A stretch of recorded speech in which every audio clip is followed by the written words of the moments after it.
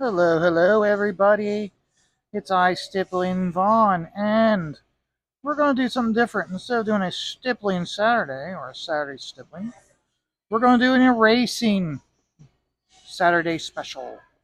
So yeah, I've got this piece done. I got a couple of most of these cards done. Remember, all these are going to be available at the Shades Art Auction, which will be on Saturday night, on the 13th, which is a week away from us. So I'm just going in and I'm cleaning them up. You can see right off the bat. Let's. You can see right off the bat how it's much cleaner now.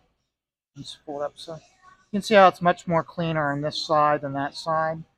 So that way it gives me a chance also to see what needs to be, if anything needs to be fixed. So the news of the week isn't the Jim Lee opening up his commission list at cons and the cost. No, the big news is unfortunately that Shane Davis, his channel Talking and Drawing with Shane Davis, has got nuked. Okay, he doesn't have his channel anymore.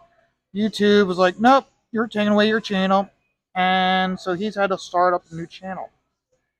So please, I'm going to have in the description of this channel his new channel in the description of my video here.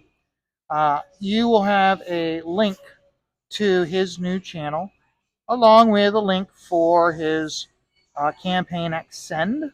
It's coming down today, Saturday, the 6th. So, yeah, I'd say Pack Rat looks pretty good there. So, I just gotta get this up here and over here. So, let's see, we got that. Okay, so that's done. Now let's hit the Mumra card. I already did a lot of eraser in this one, but I want to hit down here and get this. You may not be able to see it. I can see it. So get that erased.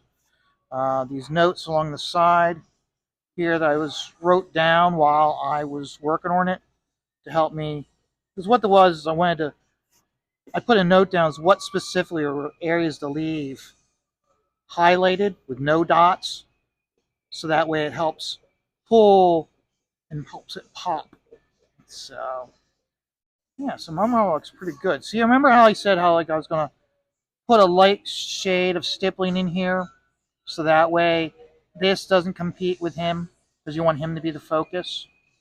So, and then of course what I also do is uh, I always put with these small cards these register marks, so you know that the image goes up there. It should help you with if you're going to get this and get it framed. So, but remember, these are bidding stretch goals. So the piece that I'll have up, let's say that Tetsuo piece, bidding will start at $20. And then as we go up, let's say it gets up to like $40. Then we'll have this as one of the cards. It gets up to 70, 60, or 75. It gets this card. I mean, it all depends. I've kind of got a specific idea what cards I want to have associated with each other. So, for instance, the Ninja Turtle card and the most likely the Ninja Turtle card and this card will be available together because they're both like pop culture, as opposed to like Pack Rat and Deadpool here. They'll be together because they're both comic book related. So, but starting this week, uh, the Lawtube genre is doing a grand experiment. This week is the start of the Rust trial. Adam Baldwin, whether he's on trial for murder from that incident that happened on the set of Rust. So, what Lawtube is doing, and it's like Nate the lawyer, Kurt, Danny, and Joe, the main players that I'll use as example. What they're going to do is they're going to be a central channel. Okay, it's laid back law, that channel. They're all going to be on that channel. But their streams of their own individual channels will be linked to it, so they will be able to monitor their own chat. But the big thing is that, okay, so that way they can receive their own super chats. So that way it's monetary for them to be streaming together, which is good. Perfect example I use is Kurt.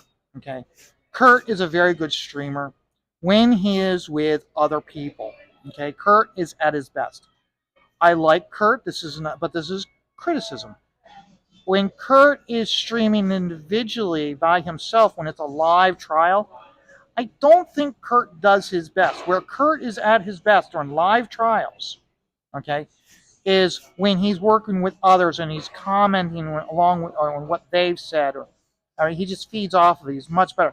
Now, if he's reading a legal document and deciphering it and explaining it, he does a very good job. But when it comes to actual court cases that are being streamed, I feel Kurt does his best when he's with others. Just as I feel that I do my best when I'm in the chat interacting with Vanessa and Amanda. To give you an example so you guys can understand it better is if the bros are all, let's say it's on Andy's channel, but each bro is streaming it has their own channel linked to it, okay?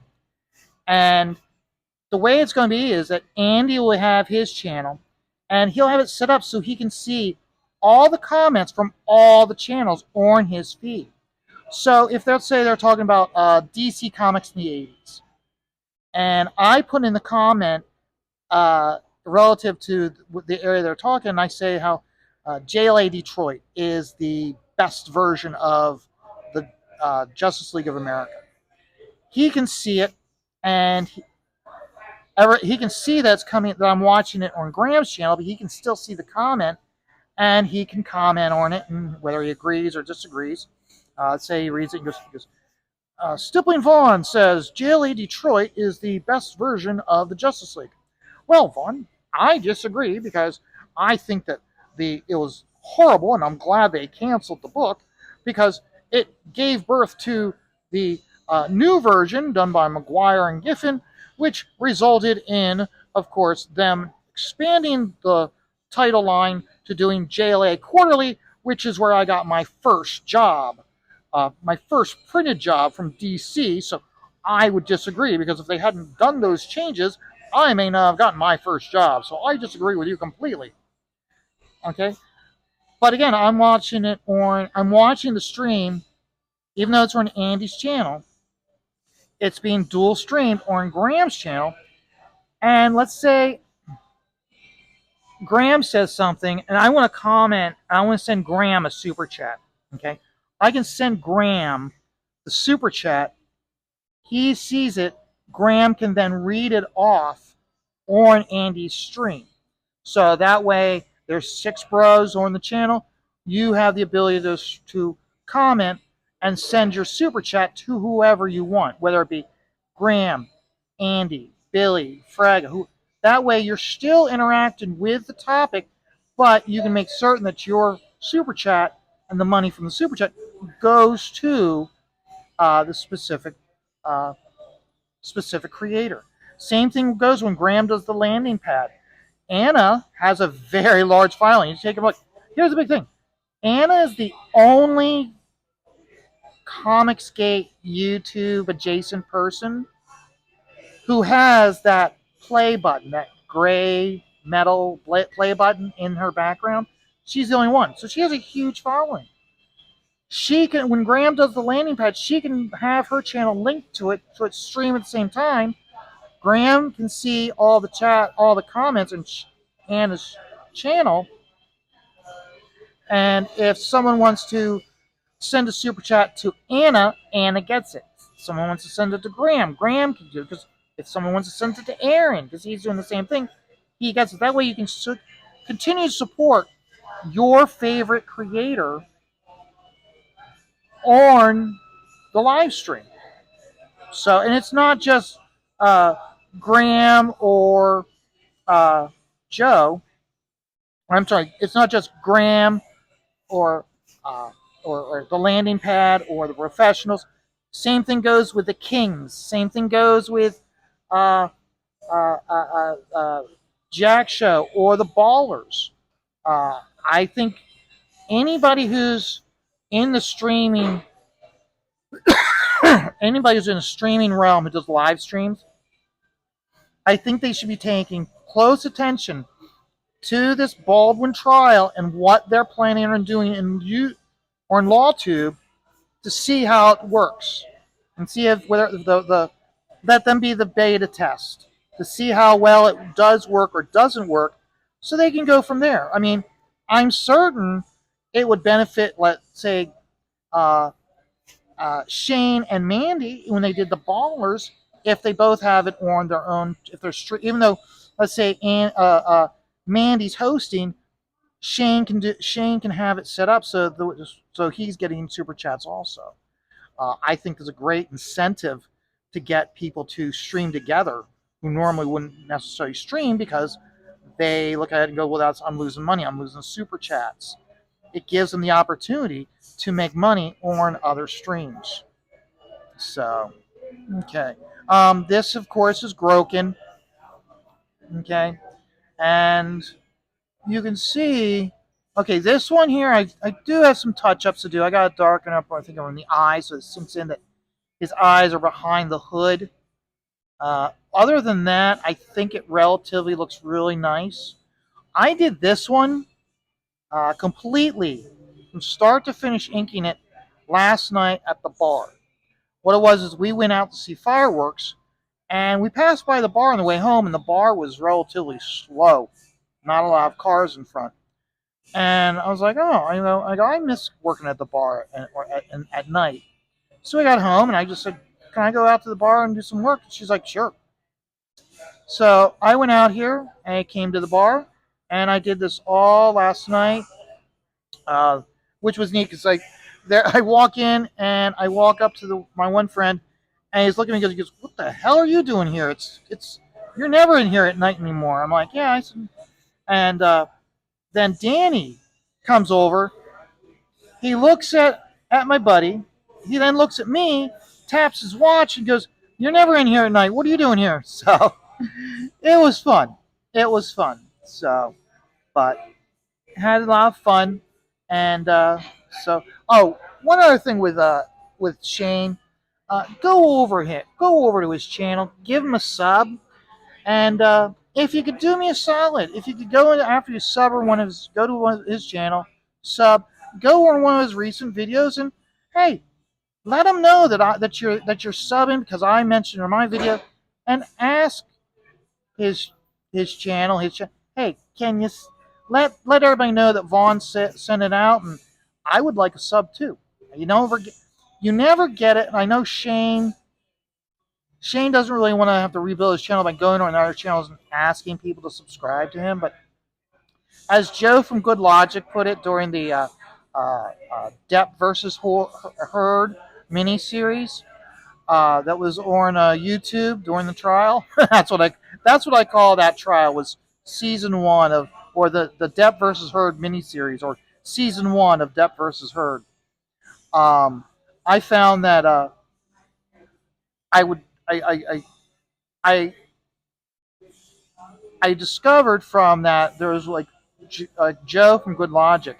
He was going to other streams, but he was saying while he was on the streams, he was asking the audience of the other person who's streaming, hey, I would like your subscription.